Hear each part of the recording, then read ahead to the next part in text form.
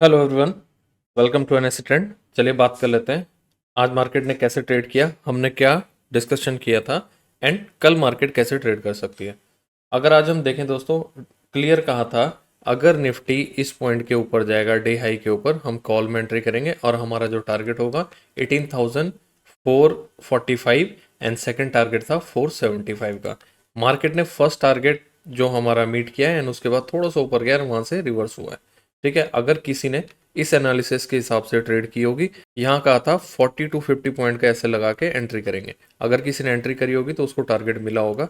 ठीक है, otherwise market ने आज कुछ भी खास किसी को मौका नहीं दिया, रिटेलर को। धीरे धीरे धीरे धीरे धीरे करके मार्केट जाती रही, किसी ने यहाँ पुट ली, किसी ने यहाँ पुट ली एंड एट द एंड यहाँ तक हाई लगाए और यहाँ से एक थोड़ा सा डिप दिया है मार्केट ने, जो हम एक्सपेक्ट कर रहे थे लोग सभी कि यहाँ मॉर्निंग में ये पॉइंट मैं सोच रहा था थोड़ा यहाँ पे आ जाए तो और अच्छी एंट्री दोबारा मिल सकती थी।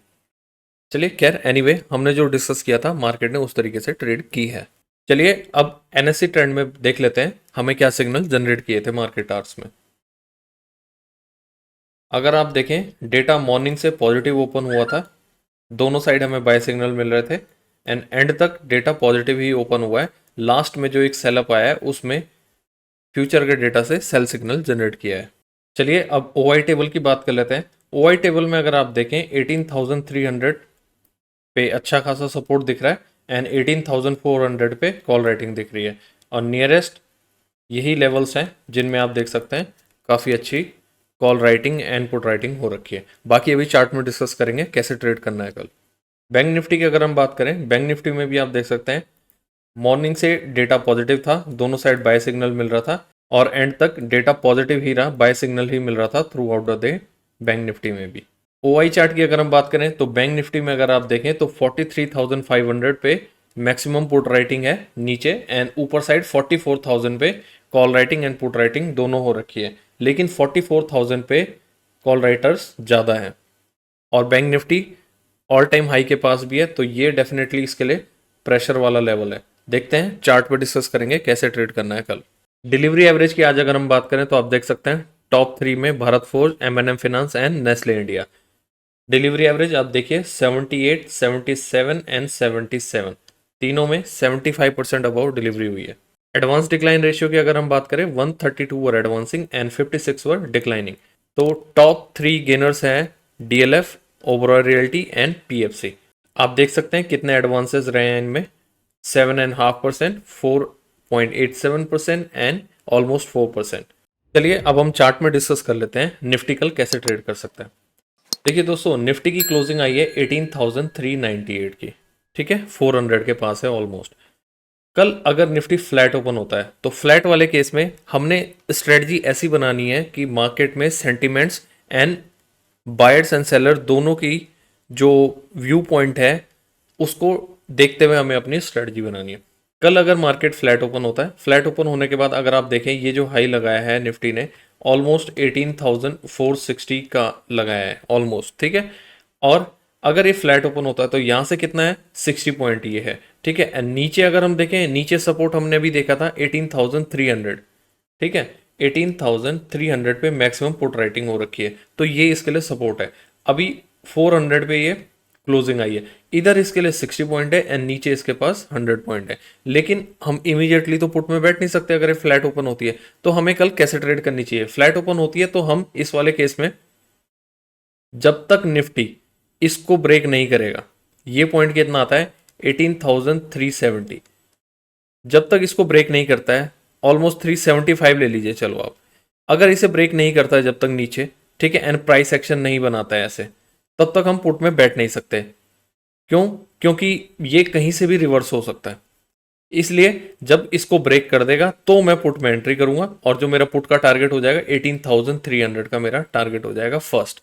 अगर इसको भी ब्रेक करके नीचे जाना स्टार्ट कर देता है तो मेरा जो टारगेट हो जाएगा 18,250, ये मेरा टारगेट आ जाएगा पुट वाली साइड, अगर इसको भी सस्टेन करने लग जाता है तोड़ के 18,300 को। अगर ये फ्लैट ओपन होने के बाद ऊपर चलना स्टार्ट कर दे तो मैं इस वाले केस में कोई भी एंट्री नहीं करूंगा कॉल में। क्यों? क्योंकि इतना अच्छा मूवमेंट होने के बाद निफ्टी ने डे एंड में इस तरीके से क्लोजिंग दी है जो कि अनएक्सेप्टेबल है। कभी भी बुल मार्केट में इस तरीके की क्लोजिंग नहीं आती। अगर ऐसी क्लोजिंग आई है तो ये कहीं ना कहीं मार्केट यहाँ पे थक रहा है, या तो ये हो सकता है। अदरवाइज सेकंड पॉइंट क्या हो सकता है, ये जितने भी रिटेलर आज एंटर हुए हैं इनको इसने बाहर निकालने के लिए ये मूवमेंट दी है। इंस्टीट्यूशनल इन्वेस्टर हैं, या तो कल ये गैप अप इसे खोलेंगे, ठीक है, और जो भी आज यहाँ पुट बना के लेके गए हैं इनके सबके एसएल हो जाएंगे। तो फ्लैट वाले केस में अगर ये ऊपर जाएगा मैं कॉल में एंट्री नहीं करूंगा, ठीक।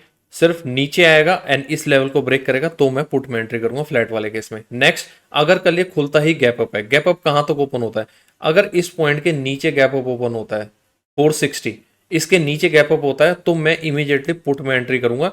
मैक्सिमम अगर मैं इधर लेके चलूं तो 475 का एसएल रहेगा, 18,475, इसका एसएल लगा के मैं पुट में एंट्री करूंगा एंड जो मेरा टारगेट हो जाएगा 300, ठीक है, ये टारगेट हो जाएंगे अगर मैं ऊपर से यहां से बैठता हूं। नेक्स्ट, अगर कल ये गैप डाउन ओपन होता है, गैप डाउन वाले केस में मैं क्या करूंगा, अगर ये 18,375 इसके नीचे गैप डाउन ओपन होता है एंड ये पुल बैक बना के इस तरीके से प्राइस एक्शन देता है, यहाँ एंट्री होने यहाँ ओपन होने के बाद इस तरीके से प्राइस एक्शन बनाता है, ये डे हाई का यहाँ तक आता है या 375 के लेवल तक आता है, तो मैं इमीडिएटली पुट में एंट्री करूंगा। अब वापस मेरा टारगेट 18,300 एंड 18,250 का मेरा टारगेट हो जाएगा पुट में। सिंपल। चलिए अब हम बैंक निफ्टी की बात कर लेते हैं। बैंक निफ्टी की क्लोजिंग आई है 44,072। अभी हमने ओआई टेबल में डेटा देखा था 44,000 पे कॉल एंड पुट राइटिंग दोनों मैक्सिमम हो रखी है, कॉल राइटिंग थोड़ी सी ज़्यादा हो रखी है, ठीक है। और 44,151 ये बैंक निफ्टी का ऑल टाइम हाई है। तो ऑल टाइम हाई को इमीडिएटली इसको ब्रेक करना इतना आसान नहीं होगा, या तो कल ये यहाँ पे वेट करेगा धीरे धीरे करके, यहाँ पे कंसोलिडेट होने के बाद ब्रेक करेगा, अदरवाइज इससे यहाँ से रेजिस्टेंस लेके एम पैटर्न बना के नीचे आ सकता है। तो हमें सारी पॉसिबिलिटी को कंसिडर करके ही चलना होगा।